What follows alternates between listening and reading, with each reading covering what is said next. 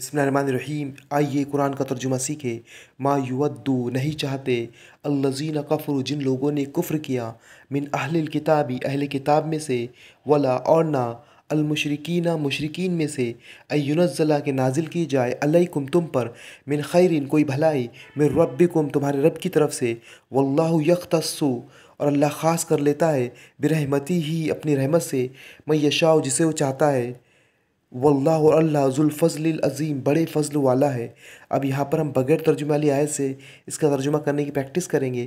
नहीं चाहते और लोग जिन्होंने कुफ्र किया अहले किताब में से और ना मुशरिकीन में से कि नाजिल की जाए तुम पर कोई भलाई तुम्हारे रब की तरफ से और अल्लाह ख़ास करता है अपनी रहमत के लिए जिसे चाहता है और अल्लाह बड़े फ़ज़्ल वाला है।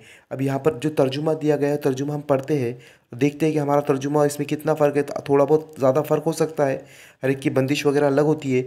ये लोग जिन्होंने दावत हक़ को कबूल करने से इनकार कर दिया है, ख्वाह अहले किताब में से हो या मुशरिकीन, हरगिज़ ये पसंद नहीं करते कि तुम्हारे रब की तरफ से तुम पर कोई भलाई नाजिल हो, पर अल्लाह जिसको चाहता है अपनी रहमत के लिए चुन लेता है और वो बड़े फ़ज़ल फ़रमाने वाला है।